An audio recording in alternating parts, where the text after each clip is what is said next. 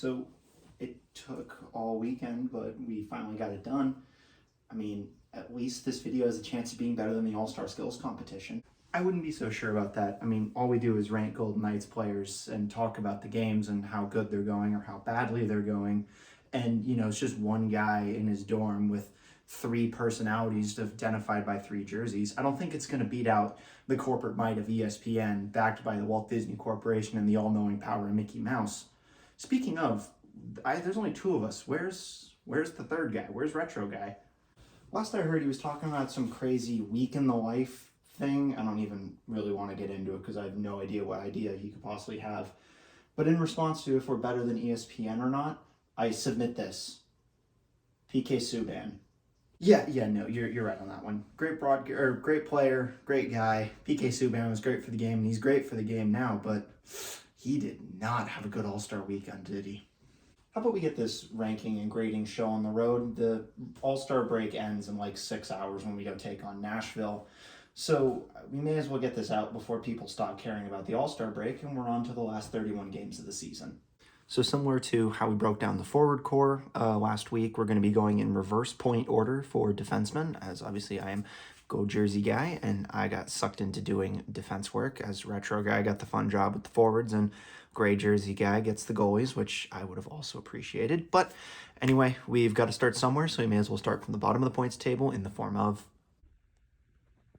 Now, it's been really hard to get a read on Ben Hutton because he's been in and out of the lineup, not necessarily due to injuries, but because he's our 7th or 8th defenseman in the entire system. So it's been really hard to get a read on him. He's played 22 games. He's got 2 goals and 1 assist for 3 points. So it's really hard to rate him. I'm just going to have to give him a B. He hasn't really done anything bad. He's a decent 2-way defenseman. He's got a little bit of offensive upside. Sure, 3 points isn't great, but he's no SHEA THEODORE. He's not Alex Pietrangelo. He's Ben Hutton. We picked him up off the waiver wire last year when our entire defense core was down with injury. So, I mean, we're kind of getting what we expected, hence the grade of a B. He's not doing anything wrong, but he's not doing anything spectacular either, so I can't really grade him much higher than that. This is another player that's been really difficult to get a good read on, less because he's been in and out of the lineup because of scratch decisions, but because he's been injured for a very long time now. Now, Zach Whitecloud looks like he may be coming back tonight against the Nashville Predators, which would be awesome as he's been out for what feels like a very long time after, you know, having Taylor Hall sit on his knee and blow it up against the Bruins back at the start of December. So he's been almost out for 2 months. Even before then, he was playing okay. 30 games, 1 goal, 5 assists, 6 points. I got to give him a B- because in 30 games, I would expect him as a middle pair defenseman to be able to get a few more points across the boards and be a little bit more of a difference maker in terms of offensive production. That being said, he's one of those players where if he doesn't show up on the score sheet, whether it be pluses or minuses, he's done something right because he's one of our more steady, stable, reliable shutdown defensemen. He's pretty decent on the penalty kill. He's a very smart player for being young, and he's on a really good contract, which means he's going to be with the Golden Knights for a very long time, barring we don't trade him. So as much as I know a B- is really harsh, it's really down to the fact that he wasn't producing at a super high level. Sure, he was stuck with Nick Hague when Hague was going through his adjustment phase under the new Cassidy system following his contract holdout. But I would hope to see more from him, and he's one of those players that's going to need to step up in the last 31 games of the season, assuming he's ready to go tonight against the Preds, if we want to make the playoffs and ultimately do something when we get to those playoffs. So he's tough to read, but B- is where I'm going to have to land. Ah, yes, the Russian Bear, Daniil Miramanov. Now, I've been a fan of this guy since I saw him play in Henderson, since I saw him first play his couple of preseason games, going back to even last season when he got called up for a couple of games. I like the way he's playing. He got into a couple of games early on in the season around November, December, and was a real good impact player. 14 games, 2 goals, 4 assists, 6 points, and he has just been this player that's gotten better and better and better the more time that we saw him. I think he'd be on the day-to-day roster right now if it weren't for the fact that he, along with a majority of his associates on the back end, have gotten hurt, and he is still out. He hasn't been sent down to the Henderson Silver Knights yet, so I assume he's still on our LTIR/IR list, and he's supposed to come back sometime in the middle of February, but the middle of February is rapidly approaching, and I'm not sure if he's coming back, especially with the rest of the defense core getting healthy. I think he's just going to be our 7th or 8th defenseman, hanging out with Ben Hutton up in the press box, waiting for a defenseman to go down. Whether if it's an offensive defenseman that goes down, we'll slot in Mirmanov when he comes back. If it's a defensive defenseman that goes down, we'll slot in Hutton. He's a really good player, and so I've really got to give him an A-. He was one of our bright spots, come in, getting 2 goals, getting his first NHL goal, looking really good, looking really smart. He kind of reminds me of year 2 of SHEA THEODORE, following the year we made that run to the Stanley Cup final. He was this elite defenseman, even into 2 years ago when we were going against Dallas in the Western Conference final in the bubble in 2020. He kind of gives me those old, younger SHEA THEODORE vibes, and I think the Golden Knights have locked their way into a really good defenseman in this case. So he's one of those players that I really hope we do everything we can to hold on to for the foreseeable future, because I think he's going to be a face of the Golden Knights on the back end in way less time than you would think. Now, Alec Martinez is kind of like Zach Whitecloud in the fact that he doesn't really do a lot offensively, but what he lacks in offensive production, which is strange because he is historically an offensive defenseman, he more than makes up for in being this incredible shutdown defenseman. 47 games played this year, 1 goal, 7 assists, 8 total points. Not a bad stat line. I'm sure he expected to have at least 4 or 5 goals to this point in the season to his name and probably 10 more assists. He was probably projecting to be a 30-point guy through the All-Star break, and he would be, but he's kind of suffered from what everybody else on the team has suffered with. He hasn't really had a consistent line partner yet. That being said, his individual play has been absolutely exceptional, and so I'm going to have to give him a B+. I'd give him an A-, but he'd need to put up a little bit more offense. The numbers are enough to have a B, not a B+, but where he gets that extra plus is from the fact that for the umpteen millionth year in a row, he leads the NHL in shots blocked. He's blocked 151 shots through 51 games. That's just obscene. It's like having a second goalie out there. And sure, he's battered and bruised, and he had to miss a couple of games because he took a shot block. But he's invaluable on the back end. We can't replace that kind of commitment to blocking shots. And ultimately, if we get to the playoffs, that's the kind of gameplay that will make the difference in a 7-game series. So, B+ isn't a bad grade. Put up a couple more goals, and at the end of the year, you're going to get an A for sure. Now, this one I'm going to have to be really harsh on. Nick Hague was this big drama in the offseason. I remember covering it almost day by day, trying to figure out what he's going to sign for, if we're going to trade him, this, that, and the other thing. And ultimately, yeah, we signed him for bringing us right up to the cap ceiling on the number, which is great. And he's a good young defenseman, but through 50 games, he's only got 2 goals and 9 assists, 11 total points. So I'm going to have to give him a C-. I know that's a really harsh grade, but that contract holdout that he played all through training camp has wound up biting him in the rear in some sense, because of all the defensemen, he has adjusted to the Bruce Cassidy system, probably the worst of the, I think, 9 total defensemen who have gotten some time. Him and Caden Korczak are about on the same footing, and that's saying something, because Korczak doesn't even make this list, as he hasn't played enough games to qualify for a grade yet, which is kind of sad, because I'd still give him a decent grade even if he was. But I digress. The fact of the matter is that contract holdout is having a lasting effect on him, and I really hope he's able to turn his game around in the back half of the season, because we're going to need some strong offensive, defensive performances on the back end in the last 31 games if we're going to push to make the playoffs and make it comfortably. I'd rather not be sitting on pins and needles for the first week of April. And I think Nick Hague is one of those players that will be able to kind of tip the scales one way or the other, because when he's hot, he's really hot. But when he is cold as ice. And so hopefully we get Nick Hague on a heater, not Nick Hague on a freezer. Now we turn our attention to one of the few players on our entire roster who's been able to play every single game this year in the form of Brayden McNabb. 51 games played, 1 goal, 13 assists, 14 points. He, Zach Whitecloud, and Alec Martinez all fill the same niche. They're those kind of players that you expect not to really see on the score sheet in the positive end very much, because you don't see them on the negative end very much. They're all paired up with very offensive defensive line mates. Usually McNabb is paired up with THEODORE, or he was paired up with Mirmanov for a little bit before he went down with injury. But ultimately, like, he's a good anchor defenseman, and his numbers are actually surprisingly good given the role that he fills in our organization. So I'm going to have to give him an A-. He's done a really good job of keeping the puck out of the net, and he's even tacked on a goal and a couple of assists here and there to help push the offense. So I can't really complain with the play that McNabb has brought this season. And obviously, there's room for him to get better. I'd like to see more offense from the back end as a whole, and that's kind of an overarching theme here. But that being said, he's not played poorly, so I can't really get on him. I can't really put any blame at his feet. There are obviously a couple of other players that need to step up their game before I'd go to his locker stall and say, hey, Braden, we need you to score a couple more goals tonight. One of those players that I would go up and say needs to score a couple more goals is SHEA THEODORE. Now, obviously, he's been out due to injury for a while, and he was putting up some pretty decent numbers before he got hurt. You know, he played in 31 games, had 4 goals and 18 assists for 22 points, and he just recently came back from injury, which is good. Obviously, he's going to get better as he gets more acclimated, and I'm sure the All-Star break was great for the rest and recovery of him as an individual. Getting back into practice will be great. One of his buddies and Zach Whitecloud is back in the lineup, which is also good. Wouldn't shock me if they start getting paired together and we break up the normal pairings.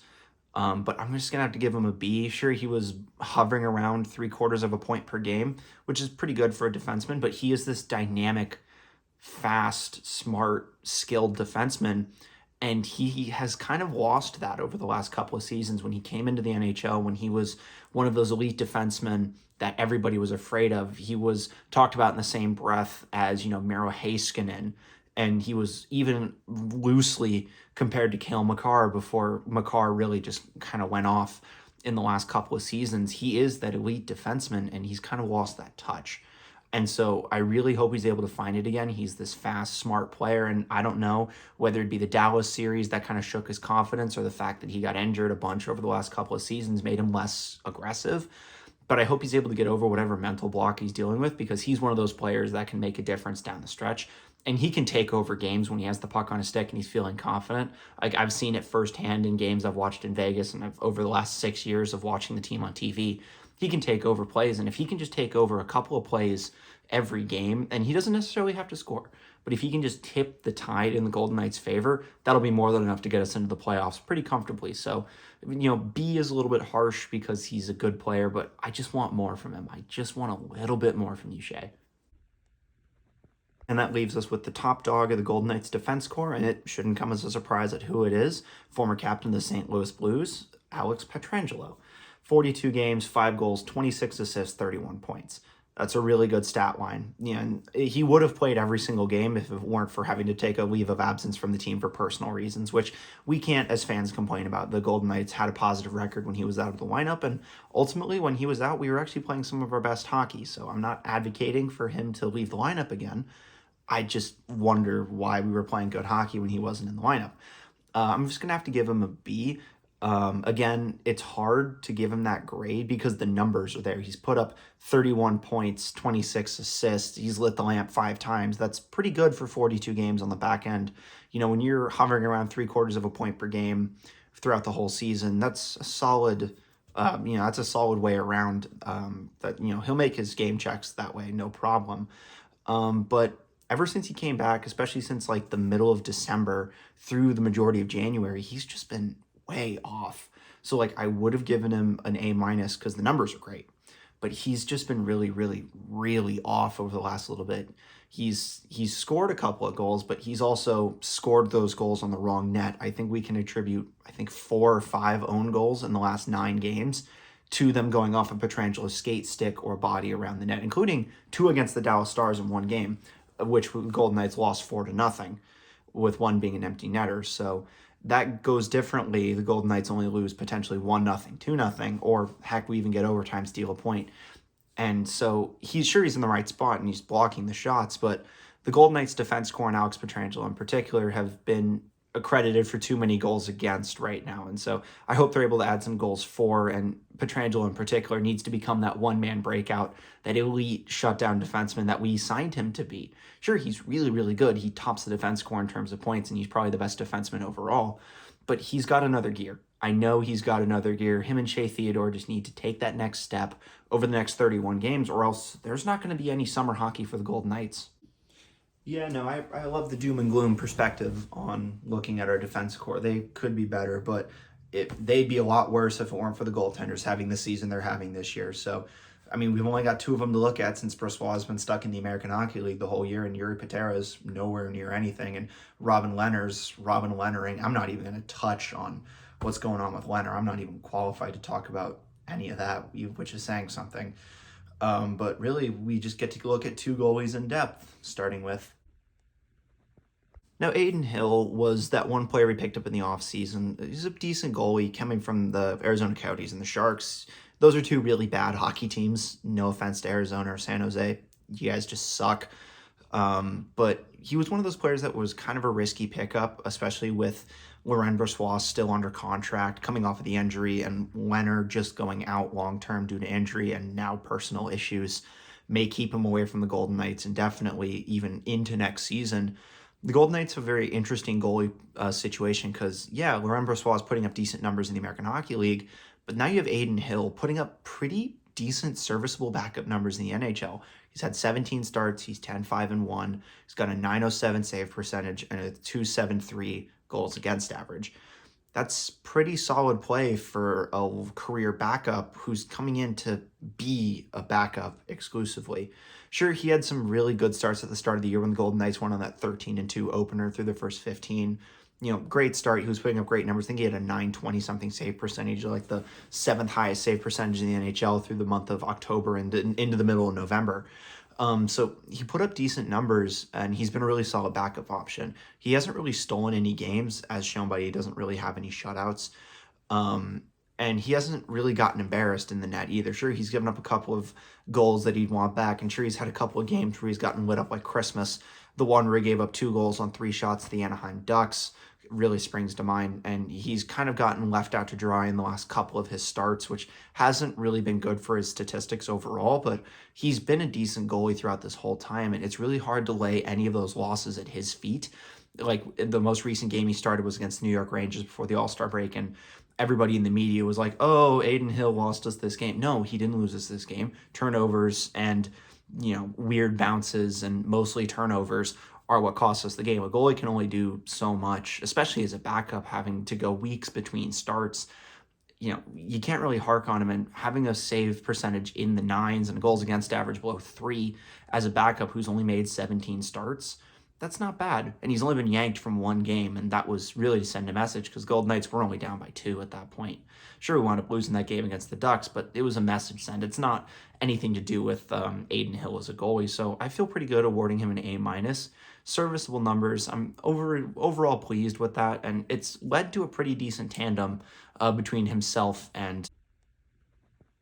Yeah, Logan Thompson is everything we'd hoped he'd be, and then some. I still remember watching him play his first NHL start against the Nashville Predators last January, and he looked really good in that game. He looked really good at the end of the 2022 regular season, and he has held serve and held that form all the way through the 2023 season as well. Sure, he's had a couple of bad games, and every rookie goalie is going to have that, but his numbers have actually been surprisingly good for rookie goalies. Obviously, he got the nod as an all-star for the Pacific Division, and he's got the stats to prove it. He's 19-13-1 through 34 starts. He's got a .269 goals against average and a .913 save percentage.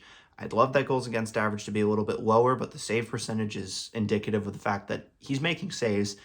He's not really getting great defense in front of him, and obviously Gold Jersey guy has indicated that the defense core needs to be a little bit better. And they'd look a lot worse if Logan Thompson wasn't having what I still think is a Calder Trophy worthy season, but I don't think he's going to get it because Matty Beniers is Matty Beniers, and the Seattle Kraken just happened to be good this year by accident. Point being, Logan Thompson is slowly becoming the number 1 goalie this team needs. He hasn't always been perfect, but he has stolen a couple of games. He's pitched 2 shutouts, including one on literally the 2nd game of the year in a 1-0 win over the Chicago Blackhawks. He has to become a little bit more consistent, and obviously being the first rookie goalie to be named to the All-Star game since John Gibson, and being part of a Pacific Division that featured 2 rookie goalies for the first time in NHL history at the All-Star game. Obviously, he's doing something right, and obviously he's going to get a decent grade. I'm giving him an A, obviously. His numbers are good. I'd love the goals against average to go down a little bit. I'd love the save percentage to go up a little bit. But that's if we want him to win the Vezina Trophy, the Calder, the Conn Smythe, and the Stanley Cup all in one year, which will never, ever happen unless, he goes and pitches 10 shutouts in his next 17 starts, which isn't outside the realm of possibility. His play has looked really good. He's looked very solid. He's playing well beyond his years for being a young goalie, and he's the best story in the NHL right now, being, in Canadian college hockey to being in the, juniors, the junior of the juniors, to being the best goalie in the American Hockey League, to essentially saving the Golden Knights on numerous occasions this year. He's definitely the story, and he's the player that the Golden Knights are really going to have to lean on down the stretch of the next 31 games and hopefully into the playoffs if they want to get to the Stanley Cup. So ultimately, both the goalies have been really good, with Adin Hill getting an A- and Logan Thompson getting an A. As a tandem, they're probably top half of goalie tandems in the NHL, obviously with number one being Jeremy Swayman and Linus Ullmark of the Boston Bruins. And there's really no way around that.